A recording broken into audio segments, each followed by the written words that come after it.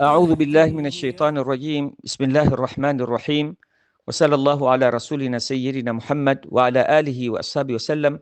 أما بعد، فالسلام عليكم ورحمة الله وبركاته. Ndugu Waislamu, kwa hakika wakati nikiwa naendelea na kumweka sawa yule tapeli wa Lushoto ambaye ni mfuasi wa Wahabi katika watu wa bid'a, kiwa ninaendelea, mefikiwa na link nyingine, meletewa clip kutoka kwa kijana mmoja Dar es Salaam. Kwa hakika wa Mawahabi hawana shughuli nyingine isipokuwa kuleta farqa baina ya umma wa Kiislamu. Kwa hivyo si ajabu, ni shughuli zao hizi, kila wakikaa wanakuwa wanaleta jambo ambalo litaleta mpasuko ndani ya umbile la Kiislamu au jengo la Kiislamu. Kwa hivyo nilitaka kujua hii klipu ni ya karibuni au ni ya zamani, lakini baada ya kufuatilia kwa haraka kagundua kwamba ni klipu ya zamani, isipokuwa tu mimi haikuwahi kunifikia wala huyo mletaji haikuwahi kumfikia. Kwa hivyo yeye alihisi ni mpya. Almuhimu, mzungumzaji ambaye anajitambulisha humo kama ni Abu Hatim ambaye ni mfuasi wa Kiwahabi katika mazumbukuku ambao hawajielewi, ni watu waliokuwa brain washed, wamefanyiwa ghasili al-mukh, akili zao zimesafishwa, zikaoshwa, ziko tupu kabisa. Kinachotiwa ndicho wanachokikubali, hata kumkafirisha Muislamu kwake ikawa ni jambo jepesi. Lakini hata hivyo, kusema kuachilia tu klipu kama hii, japo haikunifikia, kwa sababu mimi watu kama hawa sichereshi kuwanyosha, kwa sababu ni watu hatari sana katika umma. Athari zao zimeonekana huko Iraq, athari zao zimeonekana huko Syria, athari zao zinaonekana kila pahala. Hapa East Africa sasa hivi kuna mpasuko ndani ya nchi moja. Pasuko, tafikiri kuna watu wana dini katika Uislamu kuna dini kadha wa kadha, kwa mfarakano walioleta viumbe hawa wa Kiwahabi. Allah awahidi. Ala kulli hal,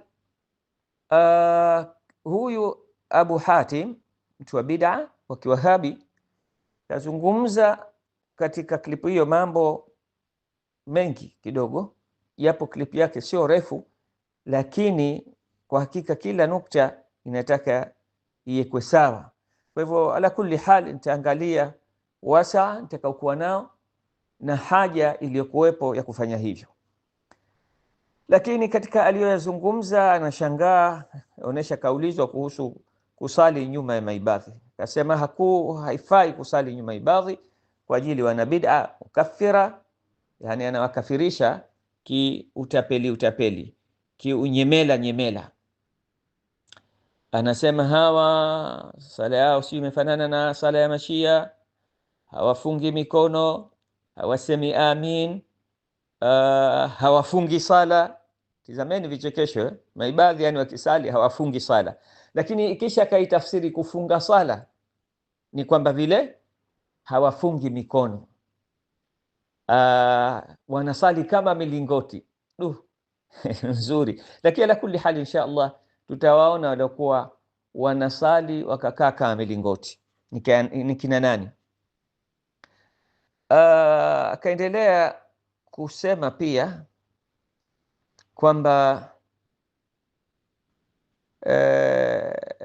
na Mashia, kazungumzia pia kwa ufupi kushia, akasema hakuna alim anayezingatiwa, manake akasema haifai kusali nyuma ibadhi wala kusali nyuma ya Shia.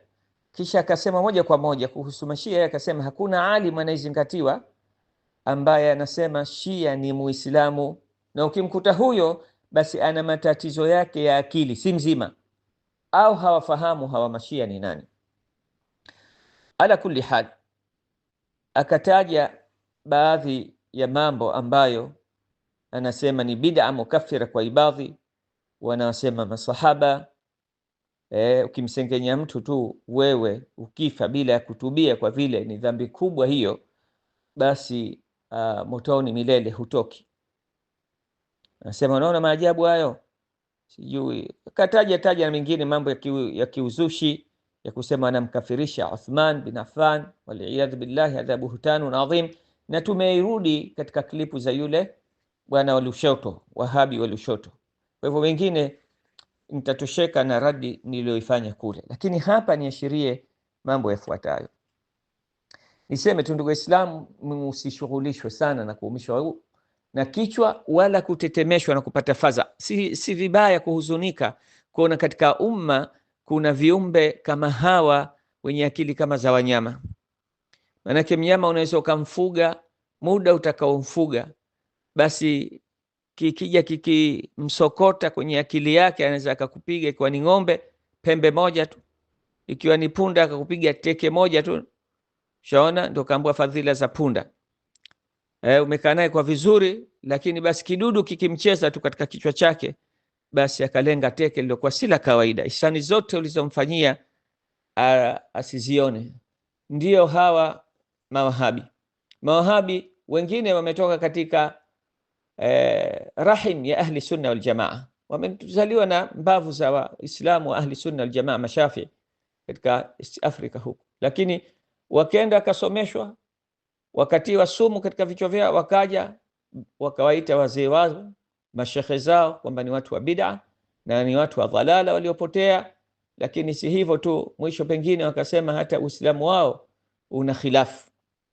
Niseme tu ndugu yangu Muislamu, usihuzunishwe sana kuona leo Waislamu wa madhehebu ya Kiibadhi pamoja na sifa walizonazo ambazo wasifiwa na wenzao wa ahli sunna wal jamaa na wengineo waliokuwa si ahli sunna wal jamaa, kwa kuwa na tasamuh na upole, kutaka wahda ambao tumelinganiwa nao ndani ya Uislamu katika Qur'ani, katika hadithi za Mtume sallallahu alayhi wa alihi wasallam mbalimbali. Wakaja watu hawa wakaleta fitna zao mpaka ikawa kuna mfarakano mkubwa katika nchi ya si Tanzania tu, East Africa nzima. Utadhani leo tuna ndani ya Uislamu kuna dini tofauti kwa fitna za hawa mawahabi. Kila walipoingia basi hawana isipokuwa huleta fitna. Wengine huwa haelewi mambo, wakiona sema maibadhi kwa vibaya na hata kukafirishwa, na wakiwatizama wale mawahabi na wakajitizama wao ahli sunna wal jamaa, basi huona hawa wenzetu, kwa sababu tukisali sote tunafunga mikono. Mawahabi wanafunga mikono, Mashafii wanafunga mikono. Kwa hivyo wenzetu hawa jamani, si wenzenu, hawa ni viumbe. Na inatosha kusema si wenzenu kwamba sasa hivi ahli sunna wal jamaa katika East Africa wameshamiri na kusimama kidete kuwarudi hawa mawahabi. Nafikiri harakati hiyo iko wazi, hata haitaki ushahidi. Si Unguja, si bara, mote humo si Mombasa au si Kenya, si Tanzania, si Zanzibar, mote ahli sunna wal jamaa wanawarudi hawa watu wa bid'a wa kiwahabi. Lakini niseme tu katika jahalati za huyu Abu Hatim ni kusema maibadhi wa kisali hawafungi mikono, na akashangaa akasema nasali kama milingoti. Mimi nikwambieni tu, kwanza kufunga sala si kufunga mikono bwana. Huu ni ujinga wa huyu Abu Hatim, na hawa mawahabi wengi wanakuwa ni mazuzu na mapocho kabisa, waliyadhu billah. Tena huu upocho si ule upocho wa kimaumbile Allah akakupa mtihani. Huu ni upocho wa kujitakia, kwa sababu mtu utamkuta kahifadhi hadithi 2-3, kahifadhi aya, lakini akija katika mambo ya mtoto mdogo kuyaelewa, yeye anazungumza mambo ya mtu ambaye akili zake sio timamu kabisa. Nikwambieni tu, kufunga sala sio kufunga mikono. Wewe sunni unaweza ukasali ukaachia mikono na bado ukawa umefunga sala. Kufunga sala wanaoifahamu Waislamu ni ile kutoa takbiratul ihram, yani ukasema Allahu akbar, tahrim, umetoa takbiratu tahrim, pale ndio inaitwa kufunga sala. Na kufungua sala si kuachia mikono kufungua sala ni kutoa assalamu alaikum wa rahmatullahi wa barakatuh. Nzen, ala kulli hal, nimwambie huyu bwana, kutokana na ujinga wake na uzuzu wake na upocho wake, anasema hawa wanasali kama milingoti. Lakini mlingoti wa kwanza atakaujue ni sahaba anaitwa Abdullah bin Zubair. Abdullah bin Zubair huyu ni sahaba, mtoto wa sahaba. Labda nikueleweshe vizuri zaidi, ni sahaba, mtoto wa sahaba. Naam, ni vipi? Huyu anaitwa Abdullah bin Az-Zubair bin Al-Awwam. Huyu tufahamu, mama yake, baba yake ni sahaba, mama yake ni sahaba, Asma bint Abi Bakr. Afwan, mama yake ni Asma bint Umais, ni sahaba, sawa. Lakini si hivyo tu, afwan, mama yake ni Asma bint Abi Bakr, sawa. Kwanza tuogelee hapo tu, mama yake Abdullah bin Zubair ni Asma bint Abi Bakr. Kwa hivyo baba yake ni sahaba, mama yake ni sahaba, yeye mwenyewe ni sahaba, sawa. Lakini si hivyo tu, babu yake mzaa mama ni Abu Bakr Siddiq, ni sahaba. Halo yake ni bibi Aisha ummul mu'minin, sawa, ni sahaba. Si tupo jamani? Haya, huyu inaelezwa. Lakini si hivyo tu, kwanza tuendelee tuone kwamba huyu aliwahi kuwa ni amirul mu'minin, ni mtawala wa nchi, katawala katika ulimwengu wa Kiislamu takriban miaka 9. Huyu alikuwa akisali alikuwa akisali, huyu anaachia mikono akisali kama mlingoti ndio ngakwambieni hawa watu mazuzu, matapeli, sawa. Sasa wewe fikiria, huyu ni amirul mu'minin, anasali na anasalisha watu nyuma, wanasali umma ya Waislamu, masahaba wenzake wanasali nyuma yake, matabiina wanasali nyuma yake, hiyo khairul qurun, watu wanasali wakiachia mikono. Anakuja huyu mburumatari, anaona maibadhi wallahi mambo mengine ya kuchekesha, wanaachia mikono, anasema hawafungi sala. Anakuambia kiyama mkitaka dalili zake ni hawa viumbe hawa ala kulli hal, ni lazim mtu ucheke. Yani ukija ukiona mtu hapa ananishwa na mlingoti, alafu kuna watu wasiojielewa pengine waibada, kaona kweli tukiachia mikono na kaka milingoti, maana yake wanakejeli au mawahabi. Laisa alqiyas. Unajua Abu Hanifa anamuita Abu Jifa mzoga. Abu Hanifa imamu wa kwanza wa ahli sunna aljamaa, anamuita baba mzoga. Unaona kejeli zao hizo, kejeli. Laisa alqiyas, haina kiasi, sawa. Kwa hivyo huyo mlingoti unaambua ibadhi anaachia sala kama mlingoti, ujue nyuma yake kuna masahaba wakisali namna hiyo, tena uzito wake ni namna hiyo. So wale ambiwa pengine kasilimu, watu wamo ndani ya Uislamu, wamezaliwa, mtawala wa nchi. Lakini nikumalizie raha na ureda kwamba huyu Abdullah bin Zubair, ukisoma historia yake unaambiwa sala yake, naomba munisikilize vizuri, Abdullah bin Zubair sala yake, ngojeni kupeni lugha nyingine nzuri mtakoifahamu. Huyu ikiwa sifa zake ni hizo, yeye mwenyewe sahaba, mama yake sahaba, baba yake sahaba, babu yake sahaba, halo yake sahaba, kamdiriki Mtume sallallahu alaihi wa alihi wasallam, anaachia mikono. Sala yake itakuwa kaipata wapi? Sala yake kaichukua wapi?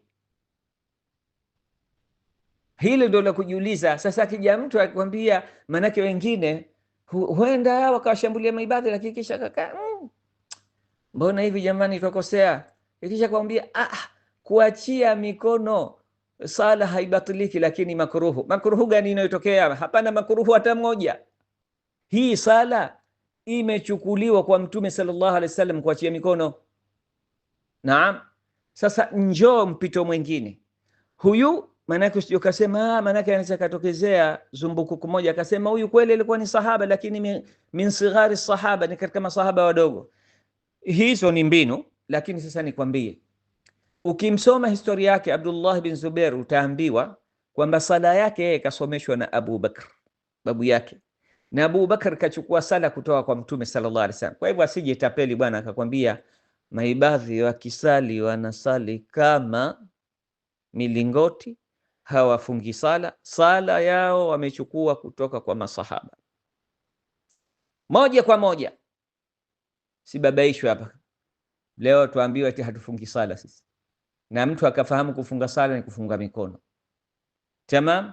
Ala kulli hal, hilo nikitaka kwanza watu walielewe vizuri, ili akileta fitna zake ni haifai kusali nyuma ya ibadhi, basi ujue huyu kadiri yake, ufahamu wake ni ufahamu waliyadh billahi wa mnyama, na ni mtu ambaye anastahiki kama tutakavyoona kwamba huyu arejeshwe kidongo chekundu mental. Naam, huyu Abu Hatim na wenzake kama yeye. Naona kwanza nisimame hapa, alafu tutengeneze klipu nyingine. Nilikuwa nataka nitosheke na moja, lakini naona najua dozi za watu walewa mentally waliojitakia lazima usifanye nzito kidogo. Kwa hivyo insha Allah kwanza naktafi bihadha alqadr, wa liqauna fi almaqta athani. هنا تجلت بأهل الذكر معرفة كطلعة الشمس.